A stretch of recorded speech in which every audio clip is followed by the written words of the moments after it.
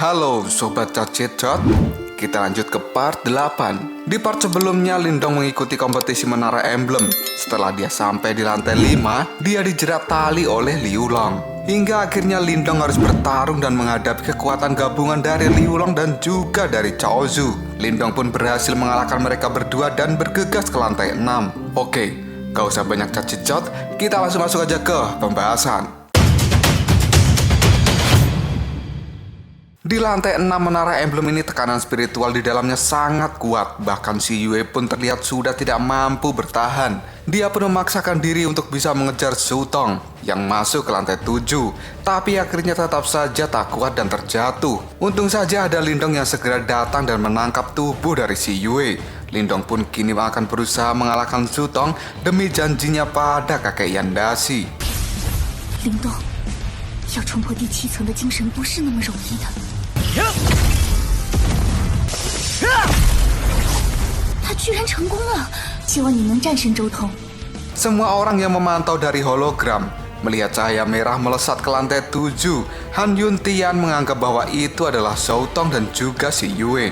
Tapi kakek Yandasi tidak yakin bahwa si Yue bisa ke tempat itu. Dia pun percaya bahwa itu mungkin saja adalah Lindong. Di lantai 7 tak hanya tekanan spiritualnya saja yang kuat, tapi halangan dan juga rintangan untuk bisa menembus lantai 8 juga sangat besar. Salah satunya adalah petir yang menyambar.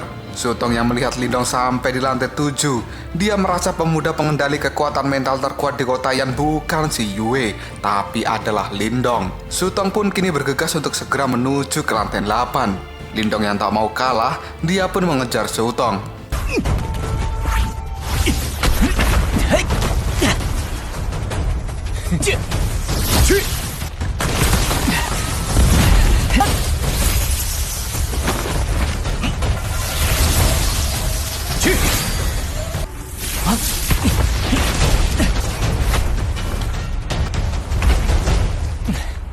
Keduanya pun telah sampai di depan segel pintu masuk untuk menuju ke lantai 8. Tapi hal mengejutkan terjadi. Karena sebuah meteor besar tiba-tiba saja muncul dari segel itu. Su Tong dan Lindong pun kini bekerja sama untuk menghancurkan batu meteor sampai menimbulkan ledakan yang cukup besar.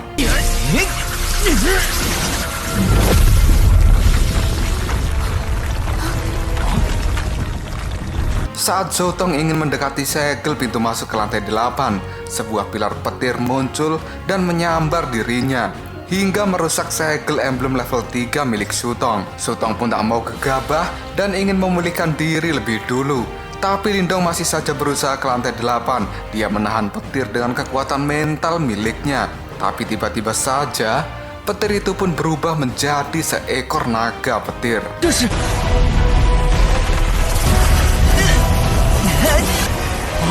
放弃吧，林动，你是无法进入第8层的。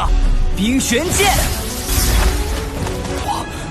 疯了！ Naga petir itu pun melilit tubuh Lindong, dan Lindong yang berjanji harus menjadi orang yang lebih kuat, dia pun berusaha keras untuk melawan naga petir itu. Dan akhirnya, naga petir berhasil diserap oleh segel spiritual milik Lindong, dan dia pun bergegas ke lantai 8.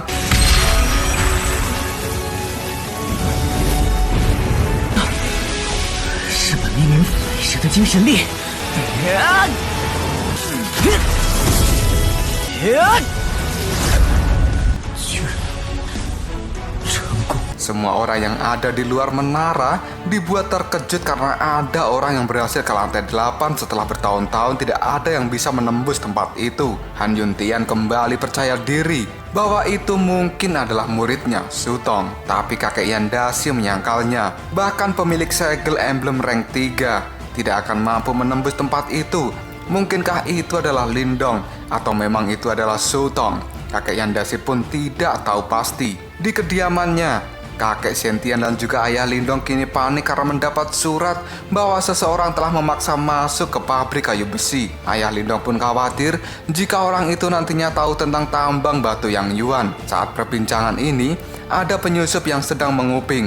Dia pun langsung kabur dan ayah Lindong akan mengejarnya tapi dicegah oleh kakek Sentian. Lindong yang sudah berada di lantai 8 Dia melihat sebuah prasasti emblem. Dia pun menyentuhnya dan tulisan di prasasti itu pun menyala. Kemudian menciptakan sebuah segel metamorfosis. Lindong pun duduk di atas segel itu. Dan segel itu memiliki 3 jenis tingkatan yang bisa digunakan sesuai level kekuatan mental penggunanya. Lindong pun kemudian menyerap kekuatan segel itu. 不信，都已经将你弄到手，第8层的精神力如此充沛。 Lindong yang merasa lantai 8 ini penuh dengan energi spiritual. Dia pun menyerapnya agar bisa segera naik ke segel emblem rank 3. Dan agar segera bisa memakai kekuatan segel metamorfosis tingkat pertama.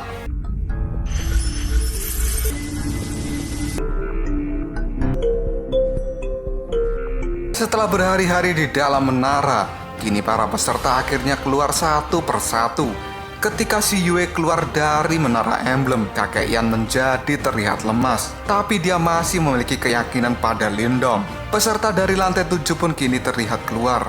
Semua orang pun saat ini dibuat deg-degan dengan siapa yang keluar antara Lindong atau Sutong.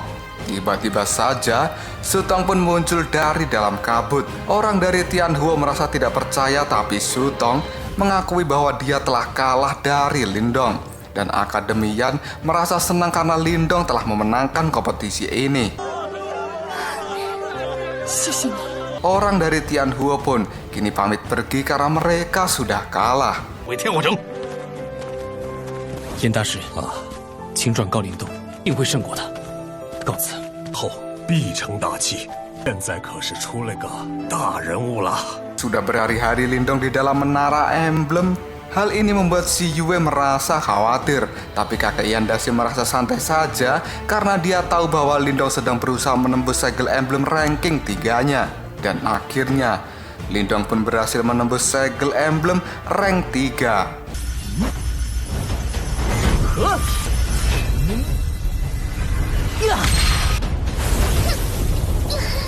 他真的成功了。 Lindong pun kini akan mencoba kekuatan baru yang dia dapat, yaitu segel metamorfosis tingkat pertama. Dan tak sengaja, dia menghancurkan batu prasasti emblem di tempat itu. Saat Lindong akan keluar, tiba-tiba saja muncul segel baru dan menyerap segel emblem milik Lindong. Lindong pun mengejarnya dan dia terserap masuk ke dalamnya. Hologram di luar menara emblem juga menunjukkan bahwa Lindong telah menghilang dari tempat itu. Tapi kakek Yandashi tidak khawatir sama sekali karena dia tahu pasti mungkin saja Lindong berhasil memasuki ruang rahasia. Dan ruang itu hanya diperuntukkan oleh orang yang ditakdirkan. 当年建造浮尸塔的神秘浮尸，秘至宝藏于其中，有缘之人。 Di dalam ruang rahasia, segel milik Lindong menuntun dirinya ke sebuah prasasti di tempat itu. Lindong pun merasa bahwa tulisan di prasasti sangat mirip dengan segel miliknya. Dan tiba-tiba saja Martin pun keluar dari tangan Lindong dengan wujud yang sudah berubah menjadi rubah hitam. Lindong yang kebingungan kenapa prasastinya mirip dengan segel miliknya, akhirnya dijelaskan oleh Martin bahwa itu disebut dengan prasasti segel, yang di dalamnya ada tanda atau simbol segel yang cukup kuat. Simbol segel itu tidak dibuat oleh manusia, tapi hal itu diciptakan oleh langit dan bumi. Jumlahnya ada 8, dan semua memiliki kekuatan surgawi. Apabila berhasil mendapatkan 8 simbol segel itu, maka dia akan menjadi orang yang terkuat di dunia ini. Martin pun menyuruh Lindong untuk mendekatkan segel miliknya ke prasasti segel. Tiba-tiba saja, segel Lindong terserap oleh prasasti itu dan terjadilah sebuah keanehan. Prasasti itu mengeluarkan cahaya yang langsung membentuk sebuah peta lokasi tempat keberadaan 2 simbol segel. Segel milik Lindong pun menyerap peta lokasi itu dan kembali masuk ke dalam tubuh Lindong. Martin pun berpesan, jangan sampai rahasia ini diketahui oleh siapapun, karena itu akan sangat berbahaya. Lindong pun kini keluar dari menara emblem dan disambut oleh rasa senang dari kakek Yandashi. Begitu juga dengan si Yue yang selalu dingin, kini berubah menjadi hangat ke Lindong. Cintan pun datang mencari Lindong dan mengatakan bahwa saat ini keluarga Lin sedang diserang oleh orang misterius. Lindong pun kini bergegas untuk pulang. Orang misterius itu ternyata adalah perampok yang tempo hari menyerang Lindong. Dia dipimpin oleh Guiyan, perampok terkuat di kota Yan. Guiyan pun mengancam akan membunuh Lin Xiao. bila tambang batu yang Yuan tidak diserahkan padanya. Kakek Sentian yang tidak ingin anaknya mati kemudian menyerahkan surat tambang batu yang Yuan itu, tapi Guiyan masih tetap ingin membunuh Lin Xiao. Dan tiba-tiba saja Lindong pun datang tepat waktu. Dia pun menyelamatkan ayahnya dari kematian. Kemudian Lindong menantang Guiyan untuk bertarung.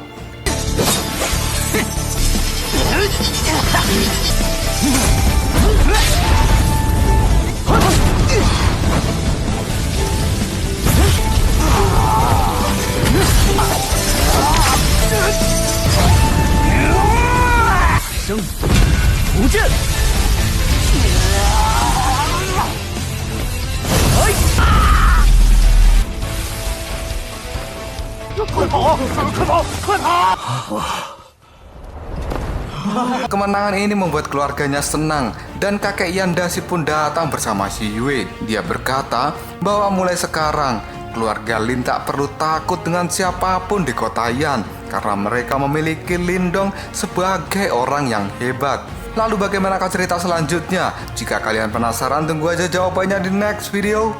Kopral Sob. Tetap stay di channel Sobat Movie dan jangan lupa klik subscribe, like, dan share ke teman-temanmu agar channel ini dapat berkembang dan menghibur kalian semua. See you next tomorrow. Bye-bye.